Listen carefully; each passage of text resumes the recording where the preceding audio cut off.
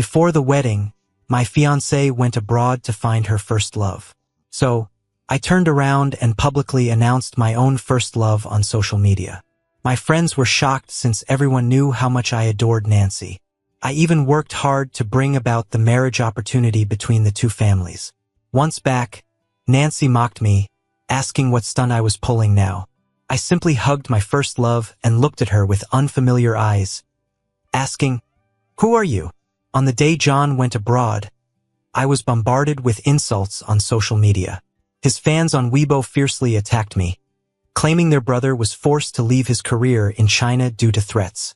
They said I was the villain, the heir to a big company, who threatened him. After all, the day our marriage news was announced, Nancy appeared publicly, holding John's arm at a charity gala. Their behavior was intimate. When questioned by reporters about the marriage, she remained silent with a cold smirk, offering no respect at all. The rumor mill started churning immediately, with some so-called neutral observers claiming I used business ties to coerce Nancy's family into marriage just to marry her. They also suggested that my jealousy over her past with John led me to retaliate. The rumors got so bad even my friends thought my love for Nancy was unrequited. In truth, the marriage proposal came from Nancy's parents. I didn't have any part in it. I hesitated but eventually picked up the phone and called Nancy. Took a while for her to answer. Her voice was impatient. "What now?" I hesitated and said, "Where are you? We need to talk." Nancy clicked her tongue. "We're not married yet. Why do you think you can control me?" I faintly heard airport announcements through the phone. "Are you at the airport? Where are you going?" Her tone was full of irritation and disdain. "I'll go wherever I please. It's none of your business.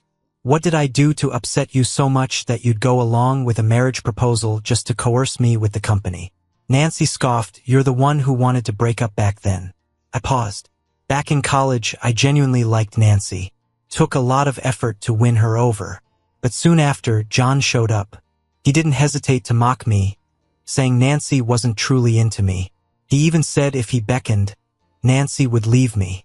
Whenever I subtly hinted that Nancy should distance herself from John, she brushed it off, saying they were just friends and told me not to be so petty. These discussions always turned into arguments. Sometime later, the college forum got filled with posts mocking me as Nancy's loyal puppy. From a campus heartthrob, I became the subject of gossip and laughter. Eventually, I decided to end things with Nancy.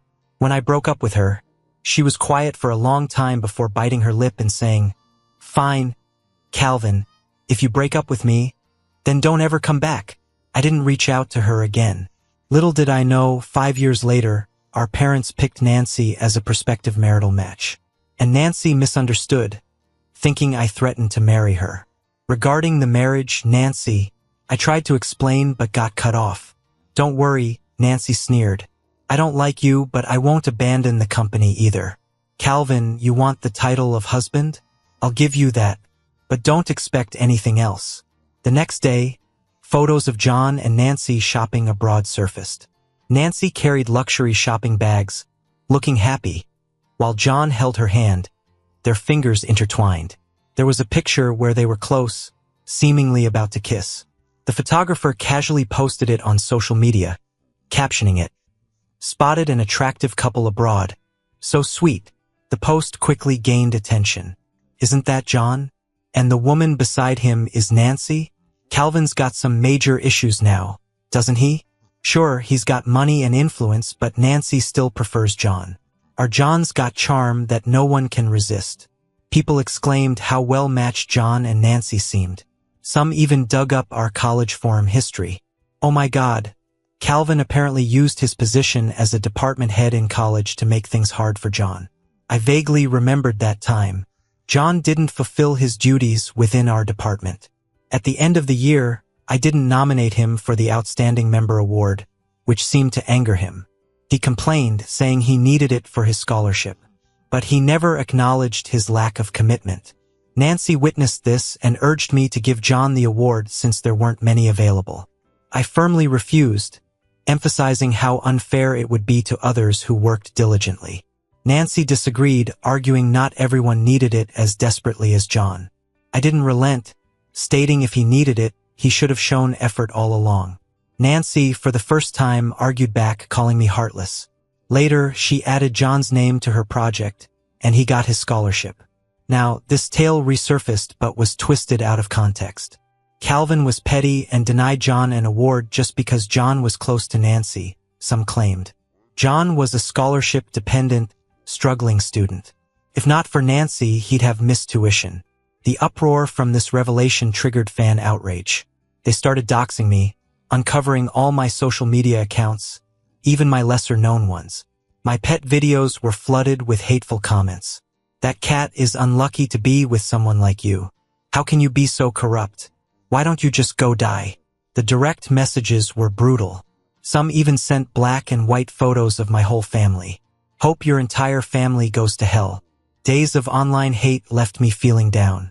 Then came flu season and I got a high fever. With my head spinning, I kept calling Nancy from home, hoping she'd step up and explain things. This involved my family. I couldn't just sit back. The fever left me disoriented and achy all over. One call after another, I lost count. No one picked up. The hateful words online echoed in my mind, and regret took hold.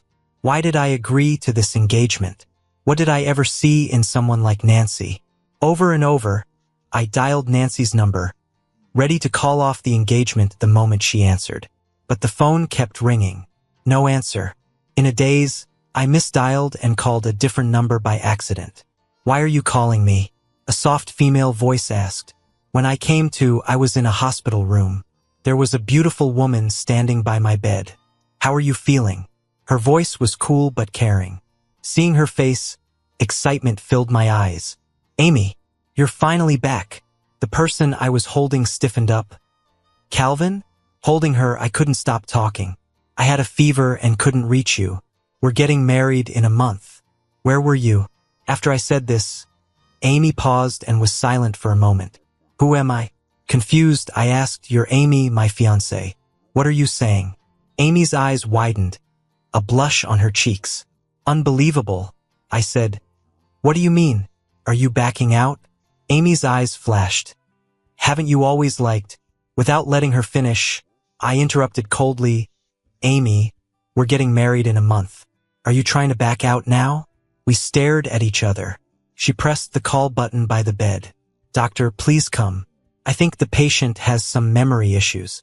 My parents arrived after the hospital diagnosis. The doctor said I had temporary memory issues from the fever. Physically, I was all right, but who knows when my memory would return. Mom and Dad stepped out to talk to the doctor, leaving Amy and me alone. I tugged on Amy's sleeve, bewildered. Did I really mess up my memory? But I clearly remember us getting married next month. Amy's breathing got a bit erratic as she gripped my hand tight. "Calvin, you heard the doctor. I like you and am willing to marry you. But after your memory comes back and you realize you're marrying me, will you regret it?" I interrupted. "I won't regret it. I'm an adult. I'll own my choices." Amy seemed stunned. "But I won't force you into anything unwillingly." I hugged my knees, feeling a bit down. "If I got it wrong, forget it. My memory's messed up. You're not obligated to marry me." The next moment, she held my hand. Amy met my gaze, gripping my fingers. "Let's get married." Her breathing quickened, her whole face flushed. "Next month it is." I was discharged soon after. But my family was tight-lipped about the past, not saying much. Even my phone was lost somewhere when Amy brought me to the hospital. When I announced our wedding next month, my parents agreed without much fuss. With the wedding day approaching, preparations were underway. I dragged Amy around, checking out wedding bands, dresses, and decorations. After we picked the rings, I sneakily snapped a photo of Amy and posted it online. We picked out rings. Someone's taste isn't as good as mine. I expected some nice comments. Instead, my comment section blew up. "Huh? Am I seeing this right? Did Nancy get some work done? Looks good, though. Are you blind? That's Amy." Still confused, a buddy of mine bombarded me with messages. "Did you dump Nancy?" I typed a reply. "Who's Nancy?" Before I hit send, Ken dropped a pin to a bar. Same place tomorrow. Drinks on me. Let's chat. The next afternoon, I went to the spot. Just as I sat down, some guy I didn't know came over. Calvin, why the sudden engagement to Amy? Didn't you always like Nancy? You caved over a bit of online drama? Before I could respond, Ken returned with drinks and overheard. Why bring that up? I've told you before, Calvin isn't someone to string along, which is exactly what Nancy is. Say it again and we're done being friends. The guy awkwardly shut up.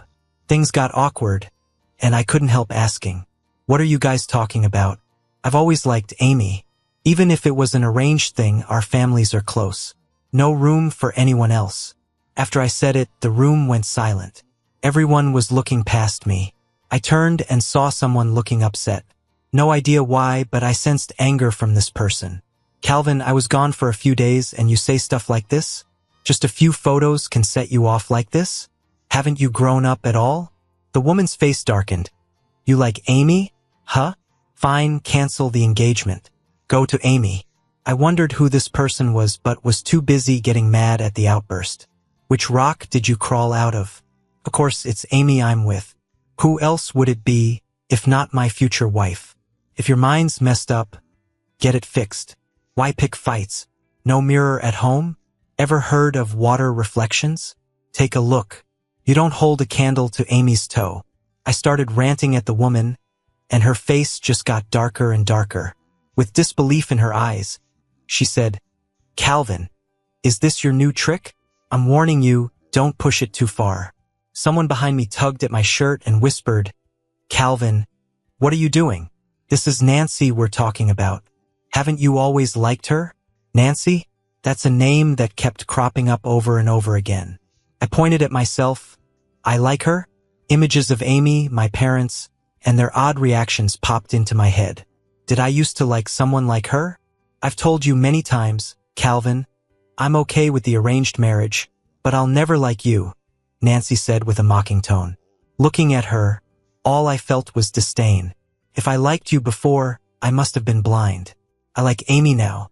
Get as far away from me as you can. You. Nancy looked really pissed and grabbed my wrist. What are you up to now? Then, someone stepped between us, and the cool voice of Amy sounded in my ear. Stay away from him. When Amy showed up, I took her hand. Seeing this, Nancy looked even worse. Calvin, do you think by doing this I'll fall for you again? Trying to make me jealous with Amy? Don't forget you already tried this trick before. Without that piece of memory, I was clueless, but I felt Amy stiffen. I had a bad feeling that this might be true. Seeing Amy's reaction, Nancy went from being angry to calm. With a sneer, she said, Amy, rushing over whenever Calvin calls. Such a loyal dog. How did it feel watching us date in college? I noticed Amy start to tremble. She replied coldly to Nancy, what goes on between us doesn't need your commentary.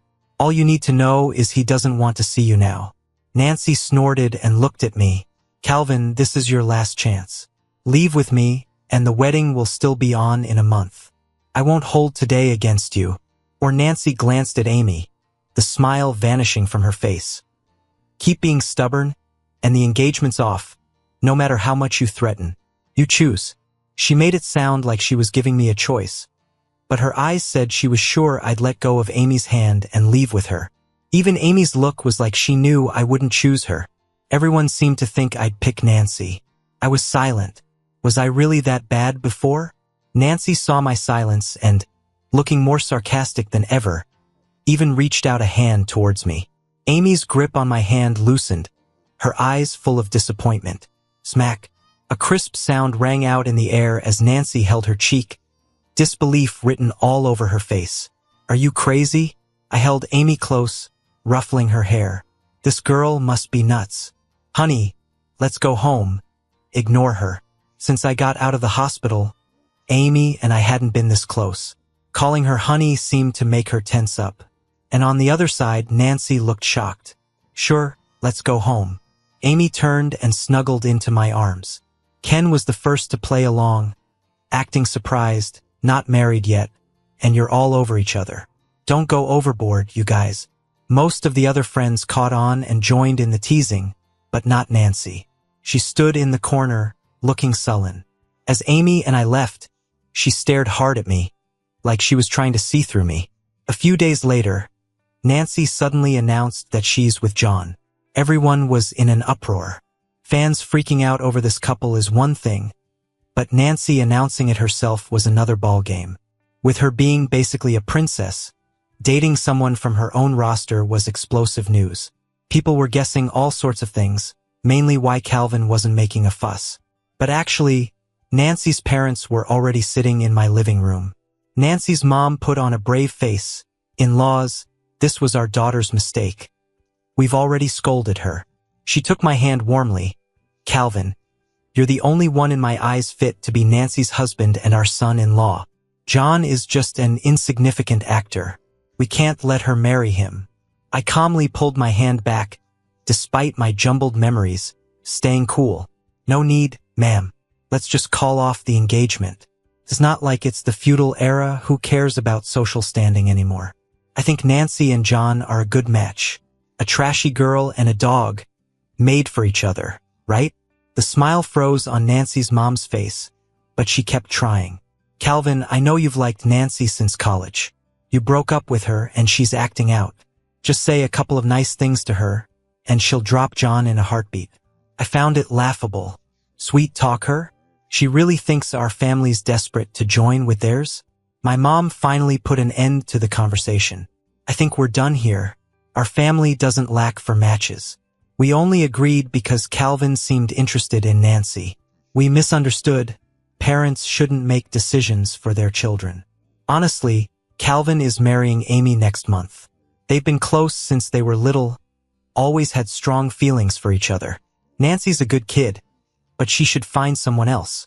With it said, there wasn't much else she could argue. I'd had enough, so I went to the garden for a smoke. Unintentionally, I overheard Nancy's mom on the phone. "You ungrateful brat, driving me mad. It's like you have no brains. You agreed to the engagement, and now you're with some pretty boy? Calvin and Amy are getting married next month. There's nothing to discuss." "Don't call me mom." The person across seemed to be saying a lot, but she had no patience for it and scoffed. "Do you think everyone will pamper you like your dad? I'm done dealing with you."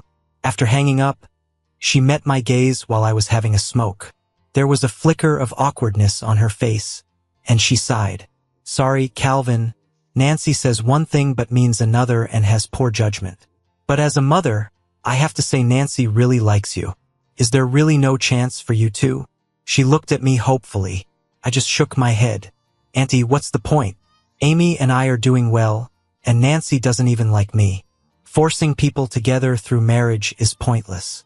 She was silent for a moment, sighed, nodded, and left. My phone buzzed with a message from Amy, asking which restaurant I wanted for our weekend date. I smiled and forwarded her the newest one I'd found. Amy responded with an okay emoji, indicating she'd arrange it. My gloom lifted, and I walked back inside with a bounce in my step. Bad memories are best forgotten. At first, Nancy and John's matter made a big fuss, but overnight, all the news got yanked, as if it never happened. Curious netizens were left wondering, but John, usually a Twitter chatterbox, suddenly went silent. I surfed online, caught a glimpse, then moved on. The wedding was near, and Amy and I were both super busy. A week later, I went for a follow-up appointment. Amy wanted to come with me, but knowing her hectic work schedule, I said I'd be fine on my own. After picking up my diagnosis, as I was heading downstairs, I ran into Nancy standing alone in the lobby. She looked up when she saw me, noticeable dark circles under her eyes. I pretended not to notice and planned to leave directly. "Calvin." Nancy seemed to have had enough of me ignoring her.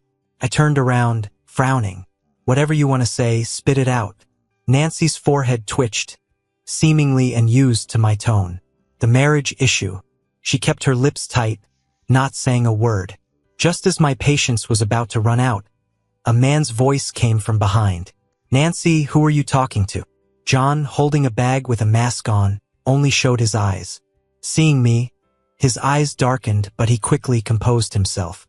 "Oh, Calvin, it's been a while." "Hello, Senior," he said, tugging on Nancy's arm. I've seen the doctor, let's go. However, Nancy stood still, looking at me. John's expression stiffened, but he forced a smile. I get it. Nancy just got back. It's normal for you two to catch up. He jutted his chin out, acting magnanimous. I'll be waiting over there. I looked between John and Nancy. You two really? Nancy's breathing hitched. And if I say it's true? I nodded. You two make a great pair, wishing you happiness. Just remember to give me 2 wedding red envelopes. Leaving those words, I turned to leave. But then, Nancy gripped my wrist, anger tinging her voice. Years passed, you still won't listen to my explanation. Why are you so calm usually? But with John, you're always suspicious. I rolled my eyes, classic line. Even with amnesia, I know if you think something's fishy, it usually is. I know myself well enough not to unjustly accuse anyone. I pulled my hand back. Do I really know you? We're that close? John cut in, Calvin, please stop fighting with Nancy. Everything wrong are my faults. Don't blame Nancy. I smirked. This guy's good at playing innocent. Of course, it's your fault. John's smile froze. But your methods suck. Blame my past self for being dumb. I glanced at Nancy, stating coolly, kindly step aside. I need to get home for my fiancé's cooking. Nancy's attention darted elsewhere. You're living together? She looked incredulous. I raised an eyebrow. We're getting married next month. Why's living together a big deal? Nancy gritted her teeth and tried to pull my arm. We need to talk. In the scuffle, my diagnosis slipped from my hand, landing at her feet. Nancy frowned, picking it up, face going stiff. After a while, she looked up, bewildered. Calvin, what's this? Amnesia? Nancy stared hard at the diagnosis sheet, as if trying to burn through it. Impossible. How could you just forget? Her voice trailed off, but the medical report doesn't lie. Notice her realization. I dropped the act. Yeah, I don't remember, and I don't know you. Now give me back the diagnosis. I have to go home. I reached for it, but Nancy hid it behind her with a stern face. If you have amnesia, then why agree to marry Amy? I replied plainly, because I remember Amy. You remember her, but claim not to know me? Nancy looked dark, questioning. Calvin, do you think I'll believe that? I let out a short laugh. Believe what you want. Keep the diagnosis. I don't need it. Ignoring Nancy, I turned to go. As I left, I heard John's voice. Nancy, can we head back? Nancy snapped, go yourself if you've got legs. Then she shouted after me, Calvin, I'll check if this diagnosis is fake. Don't play games with me. I rolled my eyes inside. A few days later, just outside of work, I saw an unfamiliar car parked. Nancy stepped out, looking serious. Is it true you have amnesia? I barely frowned. What's it to you? She seemed not to notice my resistance. Come with me. She stubbornly tried to grab my hand. I dodged her reaching hand and snapped. Why should I go with you? That place might help you remember something from your past. I was skeptical. What place could be that magical? My phone buzzed. I unlocked it to see a message from Amy. Off work yet? I ignored Nancy and focused on replying. Yep. What delicious thing did you make today? Without realizing it, Nancy came over and saw the message on my phone. Her face fell. Calvin, are you sure you like Amy? You're so scared of getting your memory back. Do you really want to blindly marry Amy? Nancy looked unwilling. I talked to a doctor.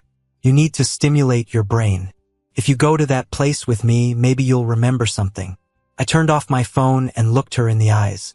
I'll go. An hour later, I drove with Nancy to Jiang University, my alma mater. Walking around the campus, Nancy kept telling stories relentlessly. Remember this place? The track field, we used to come here a lot when we first started dating. This cafeteria, window 2 sweet and sour pork was your favorite. Finally, we stopped by the basketball court. It wasn't dark yet, and many students were playing on the court. Suddenly, there was a commotion, and a ball came flying right at me. Look out. Nancy noticed the ball and shouted a warning.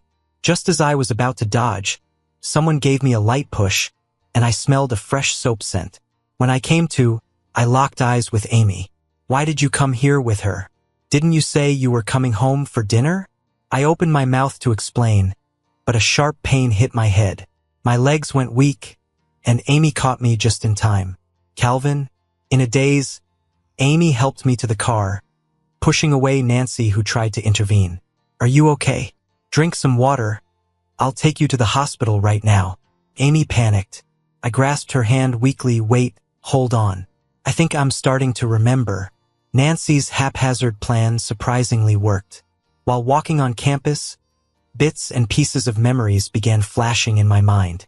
The near-hit basketball was the last trigger. I realized why Nancy brought me to the basketball court. This basketball court is where we first met. But I also remembered the arguments, misunderstandings, the mess, and how heartbroken I was saying the words, "Let's break up," and the remorse and hatred during that high-fever night. On the way back, I stayed silent. The surge of memories overwhelmed me. Amy was silent too. Back home, I noticed a fully laid dinner table, but the food had gone cold from sitting too long. "I'll throw it away later," Amy said in a low voice. "No, heat it up. I can still eat it," I said quickly. Amy looked up, and I saw her eyes were a bit red. "Sorry. I'm really sorry for keeping things from you. The wedding is in a week. If we cancel it now, we still have time." "Wait." I rubbed my forehead, hearing Amy's words. "Why cancel? You got your memory back, right?" Amy bit her lip. "If you want to find Nancy, I won't stop you." "Nancy?" I scoffed. "I'm gonna find her, all right?" To settle the score. The next day, I barged into the entertainment company she owned.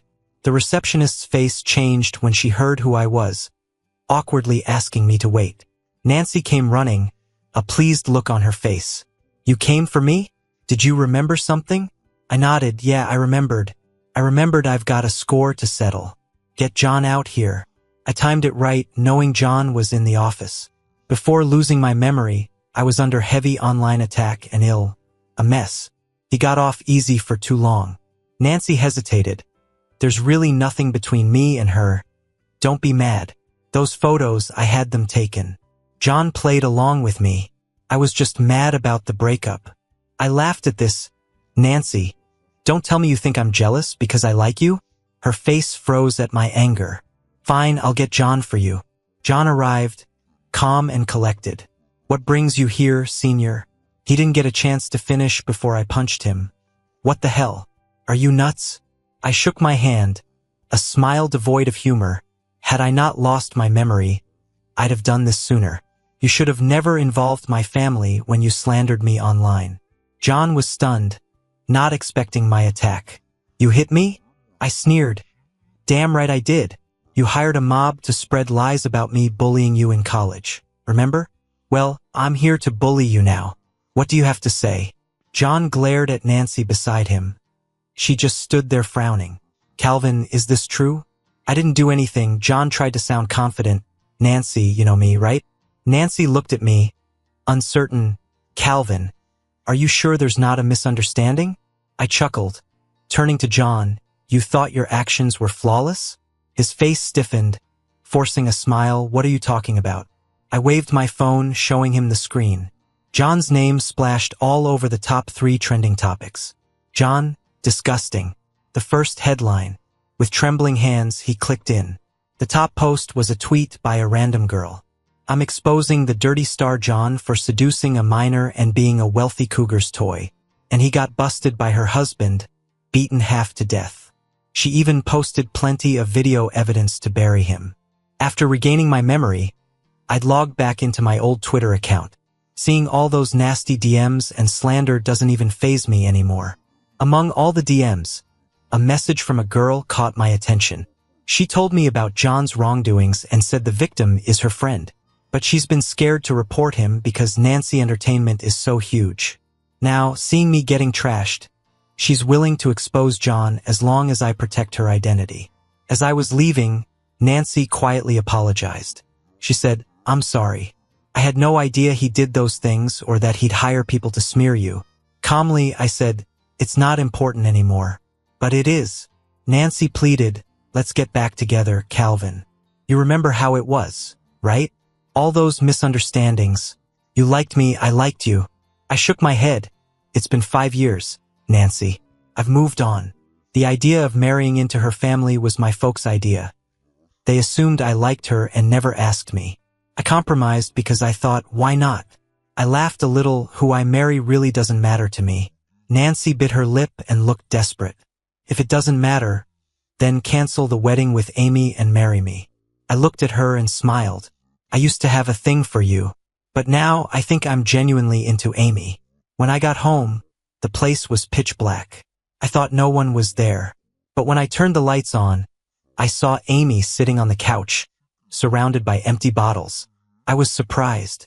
She looked up drunk with a pouty face. You didn't come home all day. Have you abandoned me? I comforted her. I told you yesterday I had things to do today. I'm back now, aren't I? Amy wrapped her arms around my waist, nuzzling against me. You can't like Nancy anymore. Just me. Drunk Amy was so childish. Normally, she'd never say stuff like this. Maybe because she hides her feelings so well, I never realized she liked me. I closed my eyes, thinking back on everything. I even dragged Amy along for advice on what gifts girls like, using her to win over Nancy. Amy took me to great restaurants, and I'd tell her I'd bring Nancy there next. I can't believe how much that must have hurt, and I didn't even notice. I hugged Amy, stroking her back. Never again. I'll only like you from now on. Hearing this, Amy let go and batted her eyes. Really? I smiled and nodded. I'm not lying. Then suddenly something warm and sweet with a hint of alcohol touched my lips. Amy was kissing me. Her grip was so tight, I could barely breathe. At the peak of it, I felt my cheek get wet. Amy was crying. Who knows how long it went on before we finally pulled apart. I scooped her up off the couch and took her to the bedroom. The next morning, Amy was still curled up in my arms, fast asleep. I kissed her forehead and got up carefully to head to work. As soon as I reached the office, my phone rang. Ken's excited voice came through the line. Dude, did you check the trending topics yesterday? Even more people are spilling the tea today. Turns out, John wasn't from a poor family at all but a middle-class one. Yet he still took scholarship spots meant for needy students. Plus, he was pretty shady with your college advisor and took the merit scholarship away from others. It's all out there now. As I listened to Ken, I opened Twitter to see for myself. Today's headlines were even juicier than yesterday's.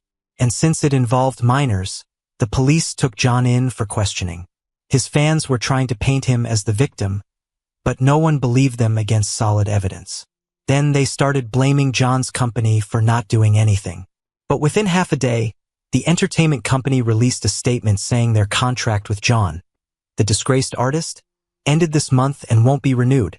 Still, Nancy's company couldn't avoid the fallout. John's behind-the-scenes stunts of paying folks to spread lies and defame others were exposed too, and I was one of his targets. Now that John's reputation is trashed, brands have canceled their deals with him, leaving him facing huge penalties. He got what he deserved, and I've got no interest in making it tougher for him. Plus, my wedding with Amy is just around the corner. On the big day, I put on my carefully chosen suit. My parents and Amy's parents were all smiles, watching us stand in front of them.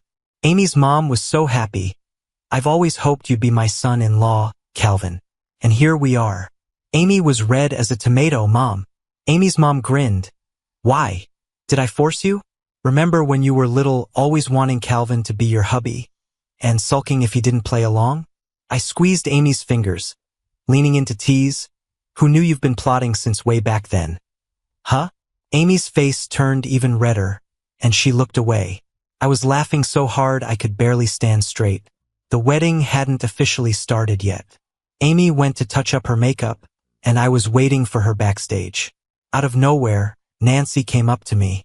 Seeing her, I frowned. What are you doing here? The guest seating's not this way. Nancy looked at me with a bitter expression. So, you're really marrying Amy. Calvin, come with me, will you? I've kicked John out of the company, and I'm done with him. Nancy lowered her eyes. I didn't see it before, and that's why we broke up over a misunderstanding. I'll make it all up to you. Can you give me another chance? I sighed.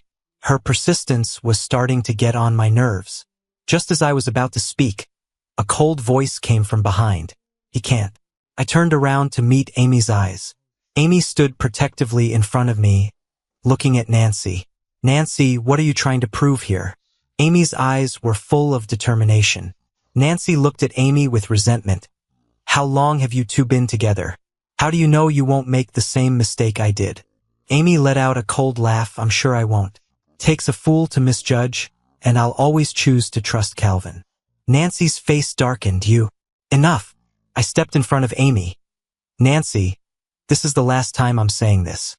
During the fights we had, I hated and felt disappointed. But the minute I decided to break up, it meant our relationship was over in my heart. I've never felt regretful. I don't dwell on the past, nor the people or things in it. You don't need to apologize because I no longer care. I looked at Amy. Now, I found someone I love and care about again. Nancy, let's leave each other with some dignity. Okay? Nancy stared into my eyes, motionless. After a moment, her gaze faded, and she turned to leave. The wedding march filled the banquet hall as pink petals gently floated down. In the center of the hall, surrounded by family and friends, the priest solemnly recited the wedding vows.